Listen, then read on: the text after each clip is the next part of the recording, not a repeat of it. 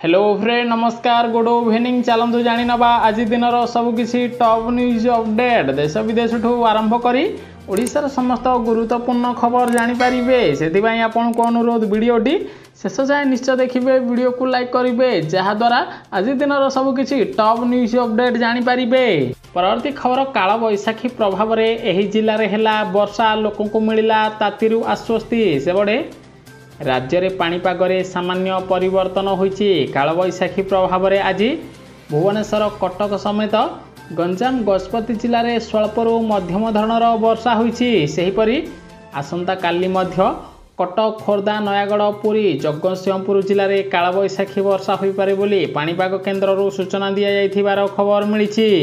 परवर्ती खबर मेधावृत्ति टंका नेल एबे बीजेडी को भोट दियो आसुची सांघातिक कॉल। सूचना अनुसार बीजेडी सरकार सांघातिक षड्यंत्र नुआ ओ मेधावृत्ति टंका नेल आउ एबे भोट दियो मेधावृत्ति पाइथिबा छात्र छात्री पाखक आसुची फोन कॉल थरे कि दुई थर नुहे बारंबार फोन कॉल आसुची आउ बीजेडी को भोट देबा पई कुहा जाउची उपांतरो उपकूल पर्यंत समस्त पाखक आसुची एभली फोन कॉल। कटकर जणे छात्रंक पाखक एभली फोन कॉल आसीची आपण मध्य फीडबैक देबे आपण को एभली फोन कॉल आसुची कि नाही।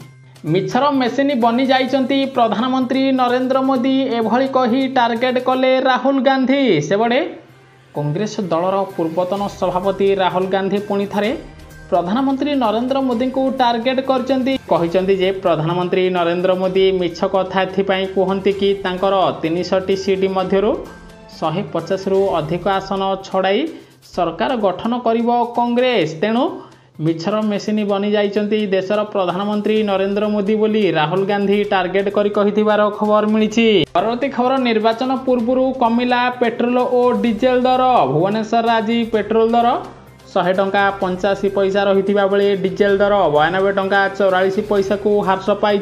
सेहीपरि राजधानी दिल्ली रे पेट्रोल दर 94 टंका 72 पैसा को ह्रास पाई बेले डीजेल दर 87 टंका 62 पैसा को ह्रास पाई जमापड़ी। परवर्ती खबर एक्शन मोड रे निर्वाचन कमिशन ओडिशा रे जबत हलानी 165.71 कोटी टंका और सामग्री। सूचना अनुसार ओडिशा रे चलित थरर निर्वाचन पूर्वर समस्त रेकर्ड भांगी। निर्वाचन कमिशन को कड़ा आभिमुख्य जोगु आज सुधा ओडिशा रे मोड 165 कोटी 71 लाख टंका और सामग्री जबत करा जाइथिबार खबर मिली। परवर्ती खबर आयकर टंका नदेले ब्लॉक होइजिबो सिम कार्ड सरकार को बड़ निष्पत्ति। सूचना अनुसार पाकिस्तान रे एबे सरकार बड़ पदक्षेप ग्रहण करने को जाउचंती। लोकों को कार्यकलाप रे पाकिस्तान सरकार एते असंतोष प्रकाश करिसेंती जे वर्तमान एहा विरोध रे बड़ पदक्षेप नेबा पई जाउचंती। पाकिस्तान रो कर्तृपक्ष टिकस खिलापकारी विरोध में कड़ा कार्यानुष्ठान ग्रहण करिबो। एबे जो माने आयकर टिकस न देबे सेमानक सिम कार्ड को बंद कर दिया जिवो बोली पाकिस्तान सरकार निष्पत्ति नैथिबार खबर मिली। परवर्ती खबर राष्ट्रपति द्रौपदी मुर्मू अयोध्या रे पहुंची भगवान रामललांकर दर्शन करिसेंती। राष्ट्रपति द्रौपदी मुर्मू मध्य मंदिर रे रामललांकर आरती परिवेषण करिथिबार खबर मिली। परवर्ती खबर बीजेपी कांग्रेस को लागिला बड़ झटका। दिल्ली रो 7टी लोकसभा सीट रे प्रार्थी देबे मायावती। दिल्ली रे एबे आम आदमी पार्टी एवं कांग्रेस मध्य रे गठबंधन होइछि किंतु बीजेपी को टक्कर देबा पई एबे दिल्ली रो 7टी लोकसभा सीट रे प्रार्थी देबो बीएसपी बोली मायावती सूचना देथिबार खबर मिली। परवर्ती खबर गोटे पटे चली बीजेडी बीजेपी कांग्रेस प्रचार प्रसार अन्य पटे पानी पाई हंतसंत होउचंती लोके सरकार विकास उपरे उठिला प्रश्न। सेबड़े असह्य ताती सह असंभाळ हेलाणी जल कष्ट। राज्य रे पारद 46 डिग्री छुईथिबा बेले ताहा सह ताल देई बढ़िबारे लागिछि पीवा पानीर समस्या। एबे भी लोके सुखिला नलकूप नहले पोखरीर गोलिया पानी उपरे भरोसा करुचंती। किछि स्थान रे पानी पाई हंतसंत होउचंती लोके। जाजपुर जिला व्यासनगर पौरांचल असंभाळ ताती रे पीवा पाई दहगंज होउचंती ग्रामवासी। अन्यपटे निर्वाचन पाई प्रचार प्रसार जोरसोर चली पुला पुला मिछ प्रतिश्रुति देउचंती उभय राजनैतिक नेता एहारी मध्यरे लोकंको विशुद्ध पानीय जल मिलु नथिबारु सरकारको ड्रिंक फ्रॉम टैप और वसुधा योजना उपरे प्रश्न उठाइछन्ति जनता बोली खबर मिलिछि। नामांकन पई बलद गाड़ी रे पहुँचिले प्रार्थी वीडियो हेला भाइराल। सेबडे जैनपुर रे लोकसभा निर्वाचन पई नामांकन प्रक्रिया आरंभ हो जाइछि। जणे प्रार्थी तांकर नामांकन दाखल करिबा पई एक बलद गाड़ी रे पहुँचिथिले। कृषक परी पोशाक परिधान करी आखु धरी आसीथिबा प्रार्थी जनक आकर्षणर केन्द्र पालटिथिले, जार वीडियो एबे सोशल मीडिया रे भाइराल होइथिबार खबर मिलिछि। परवर्ती खबर 2024 निर्वाचन पार्थिक संपत्ति तालिका सबुठु धनी संजय दास वर्मा। सेबडे मे 25 तारिख रे पुरी जिलार प्रथम पर्याय मतदान हबो। एही पर्याय पुरी लोकसभा आसन सह पुरी ब्रह्मगिरी सत्यवादी पिपिली विधानसभा आसन पई मतदान हबो। हेले बीजेडी रो विधायक प्रार्थी संजय दास वर्मा को मोट संपत्ति 5,31,17,000 रही। सेहीपरि पुरी विधानसभा आसन रु बीजेडी टिकेट रे लढुथिबा सुनील महांती को व्यक्तिगत संपत्ति 4,16,810 टंका रहिथिबार जणा पड़िछि। प्रति खबर एही योजना रे मिलिबो 1,000 रु 2,500 टंका आपनको मिलिबो कि नाही जानि नियंतु। गोटिए पटे सरकार लोकंकर विकास पाई अनेक योजना आरंभ करछन्ती। एबे वार्धक्य लोकंक पाई बढ़िया योजना आरंभ करछन्ती सरकार। आपण जानिथिबे आजिकालीर पुओ बोहू माने निजर बापा माँ को खाइबा को दौ नाहंती बा पचारू नाहंती। सेथिपाई सरकार वार्धक्य लोकंक पाई पुणी थरे योजनार अवधि बढ़ाई देइचन्ती। जदि आपण जणे असंगठित क्षेत्र रे कार्य करुथिबे तेबे मध्य आपनको एही योजना रे शामिल करा जिवो। आपनको अटल पेंशन योजना रे प्रत्येक मास 1,000 रु 2,500 टंका प्रदान करा जिवो। आपण वर्तमान समय रे पान बीड़ी गुटखा सिगारेट खाई दैनिक 100 टंका खर्च करुचंती। जदि आपण मात्र मासिक 55 रु 200 टंका डिपोजिट करिवे आपनको 60 वर्ष हेबा परे